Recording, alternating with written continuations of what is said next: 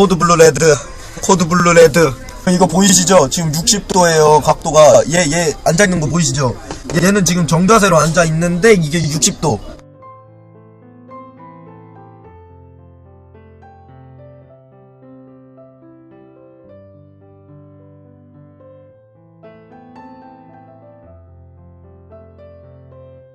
Dharma wisata adalah kegiatan yang dilakukan dengan mengunjungi suatu tempat wisata untuk menghibur diri dan bersenang-senang. Namun tidak dengan dharma wisata yang dilakukan oleh SMA Danwon, Korea Selatan. Dharma wisata yang seharusnya menyenangkan berubah menjadi duka setelah kapal feri yang ditumpanginya terbalik lalu tenggelam di tengah dinginnya air laut. April 2014, tepat saat Korea Selatan menginjak musim semi, murid SMA Danwon berencana untuk melakukan dharma wisata ke Pulau Jeju, salah satu pulau dengan pemandangan yang indah di Korea Selatan. Untuk menuju Pulau Jeju, para wisatawan dapat menaiki pesawat atau menaiki kapal feri dari Incheon. Para murid SMA Danwon memilih menggunakan kapal feri karena biaya yang lebih terjangkau. Kapal yang akan mereka tumpangi adalah kapal feri Sewol. SMA Danwon akan melakukan dharma wisata selama 4 hari di Pulau Jeju. Kapal feri Sewol adalah kapal yang dibuat di Jepang pada tahun 1994 oleh perusahaan Hayashi Kane. Kapal ini memiliki panjang 146 meter dengan lebar 22 meter dan mampu menampung sebanyak 956 penumpang, termasuk kru kapal dan mampu membawa sekitar 220 mobil. Kapal ini mampu melaju dengan kecepatan mencapai 41 km per jam. Sejak tahun 1994 hingga 2012, kapal Sewol beroperasi sebagai kapal pengangkut penumpang dan barang di Jepang dengan nama feri Namino. Setelah 18 tahun berlayar untuk Jepang, pada 8 Oktober 2012, kapal Sewol dibeli perusahaan Korea Selatan bernama Chonghaejin Marine. Perusahaan ini kemudian mengubah nama asli kapal dari Namino menjadi Sewol.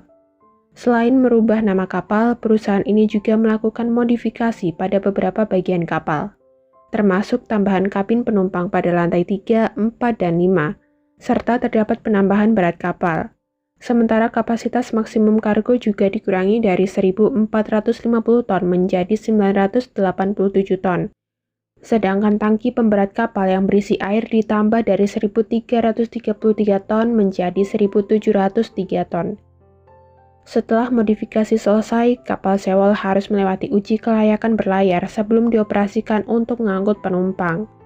Kapal Sewol akhirnya mendapat izin berlayar dan mulai pelayaran pertama di Korea pada 15 Maret 2013. Kapal Sewol mengangkut penumpang dari Incheon ke Pulau Jeju 2-3 kali setiap minggu.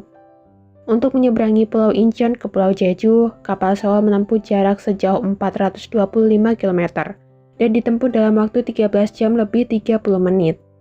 Hingga 15 April 2014, kapal Sewol telah melakukan perjalanan sebanyak 241 kali. 15 April 2014, kapal feri Sewol direncanakan berangkat dari pelabuhan Incheon pukul 18.30 malam waktu setempat. Namun karena kabut tebal yang menghalangi jarak pandang mencapai kurang dari 1 km, keberangkatan kapal akhirnya ditunda hingga 2 jam 30 menit. Kapal Sewol baru berangkat dari pelabuhan Incheon pukul 9 malam. Saat itu kapal Sewol membawa 443 penumpang dan 33 awak kapal, di mana sebanyak 325 penumpang adalah murid SMA Danwon dan 15 diantaranya guru SMA Danwon. Kapal Sewol sebenarnya dinahkodai oleh Kapten Lee Jeon-suk yang telah berpengalaman selama 40 tahun lebih. Namun pada 16 April, pukul 7.30 pagi, kapal dikendalikan oleh perwira ketiga yaitu Park Han-gyul dan jurumudi Cho Jeon-ki. Sementara Kapten Lee Jeon-suk beristirahat di kabin pribadinya. Kapal melaju dengan kecepatan 37 km per jam menuju Selat Maenggol. Pada pukul 8.20 pagi, Park Han-gyul memerintahkan Cho Jeon-ki mengubah kemudi kapal yang sebelumnya autopilot menjadi manual. Pukul 8.46 pagi, Park Han-gyul memerintahkan Cho Jeon-ki mengubah arah kapal yang semula 135 derajat menjadi 140 derajat. Pada pukul 8.48 pagi, Park Han-gyul kembali memerintahkan Cho Jeon-ki untuk mengubah arah kapal dari 140 derajat menjadi 145 derajat. Inilah awal mula kapal Sewol miring ke kanan.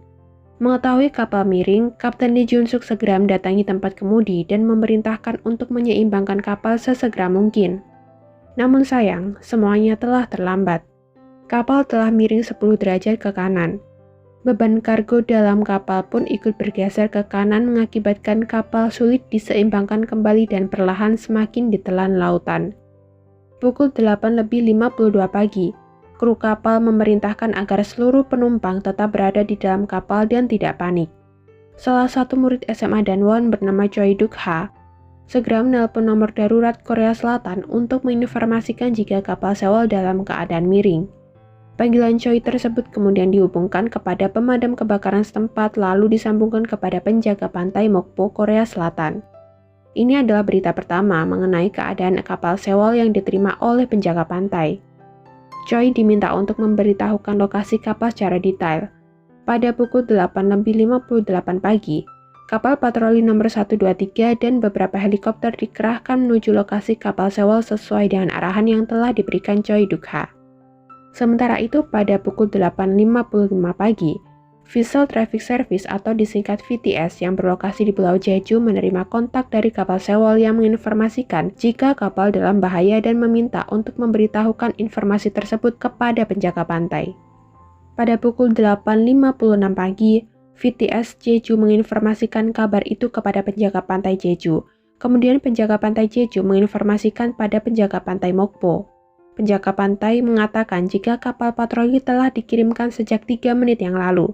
Informasi mengenai kondisi kapal Sewol dengan cepat disebarluaskan pada penjaga pantai yang lain agar ikut mengerahkan kapal untuk segera memberikan pertolongan. Pukul 9:03 pagi, Angkatan Laut Korea Selatan mengirim kapal patroli ke lokasi kapal Sewol. Pada pukul 9:23 pagi, VTS memerintahkan kepada kru kapal untuk menginformasikan kepada penumpang agar mulai menggunakan jaket pelampung. Dengan menggunakan interkom kapal, kru kapal meminta agar penumpang mulai menggunakan jaket pelampung dan tetap berada di tempat. Padahal kapal semakin miring, sedangkan air laut mulai memasuki bagian kapal. Suhu air laut saat itu 12 derajat Celcius dan mampu mengakibatkan manusia mengalami hipotermia jika berenang selama 90 menit. Pukul 9:30 pagi, kapal patroli nomor 123 telah tiba di lokasi kapal Sewol. Pukul 9:33 pagi, kapal-kapal yang berlayar di dekat kapal Sewol mulai mendekati lokasi dan melakukan penyelamatan penumpang. Kapal-kapal tersebut menurunkan semua skocinya untuk menyelamatkan penumpang di dalam kapal Sewol. Pada pukul 9:38 pagi, komunikasi kapal Sewol dengan VTS mulai terputus. Pukul 9:46 pagi, kru dan kapten kapal adalah orang pertama yang keluar dari kapal dan mendapat pertolongan. Padahal masih banyak penumpang yang berada di dalam kapal. Mereka memegang teguh perintah kru kapal yaitu tidak berpindah kemanapun. Banyak murid SMA Danwon yang menggunakan handphonenya untuk merekam kondisi dari dalam kapal sembari mengucapkan kata perpisahan. Mereka juga terlihat menelpon orang tua dan keluarga mereka. Sayangnya, dalam waktu 2 jam lebih 30 menit saja kapal Sewol telah hilang di telan lautan. Sebanyak 150-160 penumpang berhasil diselamatkan. Mereka adalah kru kapal, kapten kapal, dan beberapa penumpang yang tidak mematuhi perintah kru kapal untuk tetap di tempat. Mereka menaiki kapal dan lompat ke lautan yang dingin lalu diselamatkan oleh skoci kapal lain yang mendekat. 16 April pukul 1:03 siang, seluruh bagian kapal Sewol telah ditelan lautan beserta dengan ratusan penumpang yang masih terjebak di dalamnya. Pesan terakhir dan postingan terakhir yang murid SMA Danwon kirimkan pukul 10:17 pagi. Setelah itu tidak ada pesan yang muncul lagi. Pada pukul 2:42 siang, pasukan khusus dari Angkatan Darat Korea Selatan beserta 40 penyelam handal dikerahkan menuju lokasi kapal Sewol. Hingga hari-hari berikutnya, pemerintah Korea Selatan terus mengerahkan pasukan untuk melakukan penyelamatan dan mencari informasi penyebab tenggelamnya kapal Sewol. Dari penyelamatan ini, sebuah helikopter yang dikerahkan terjatuh dan mengakibatkan 5 kru di dalamnya wafat. Sedangkan pada 6 Mei, seorang penyelam wafat ketika melakukan penyelamatan di kedalaman 25 meter. Penyelamatan terus dilakukan hingga pada bulan Juli 2014. Terdaftar sebanyak 304 penumpang wafat, di mana sebagian besar penumpang adalah murid SMA Danwon. Bahkan salah satu tim penyelam mengaku saat melakukan misi penyelamatan, ia menemukan 48 tubuh murid SMA Danwon yang mengambang dan bertumpukan dengan menggunakan jaket pelampung di suatu ruangan kapal yang seharusnya menampung 38 orang saja. Setelah dilakukan investigasi, ditemukan beberapa penyebab yang mengakibatkan kapal Sewol miring lalu tenggelam di lautan. Penyebab pertama, belokan yang dilakukan mendadak tanpa alasan yang jelas mengakibatkan kapal miring sehingga beban kargo bergeser dan memberatkan satu sisi kapal. Diketahui kapal Sewol saat itu membawa beban kargo sebanyak 3.608 ton kargo. Padahal, batas maksimum kargo yang bisa diangkut kapal yaitu hanya 987 ton. Beban kargo yang dibawa saat itu jauh lebih besar 3 kali lipat dari batasan beban kargo kapal. Kru kapal juga tidak meletakkan kargo dengan baik di dalam kapal, sehingga kargo mudah bergeser. Selain itu, kapal Sewol hanya membawa 580 ton air pemberat. Air pemberat ini berguna untuk menyeimbangkan kapal, sedangkan air pemberat yang direkomendasikan yaitu 2030 ton. Sebenarnya Kapten Lee Jun-suk telah memperingatkan kepada perusahaan Jong Hae-jin Marine jika sebaiknya beban kargo kapal tidak terlalu berlebihan. Namun perusahaan mengabaikan peringatan ini. Diduga perusahaan sengaja membuang air pemberat agar beban kargo yang dibawa bisa ditambahkan. Penyebab kedua, disebabkan karena kurangnya pengalaman nahkoda kapal. Diketahui sebelumnya Kapten Lee Jun-suk digantikan dengan Cho Jun-ki yang memiliki pengalaman lebih sedikit. Padahal, jalur yang dilalui saat itu memiliki arus yang kuat. Karena kurangnya pengalaman pengemudi, ia membelokkan kapal terlalu tajam ketika menghadapi arus yang deras ini. Anehnya, jalur yang diambil juga keluar dari jalur kapal yang seharusnya dilalui.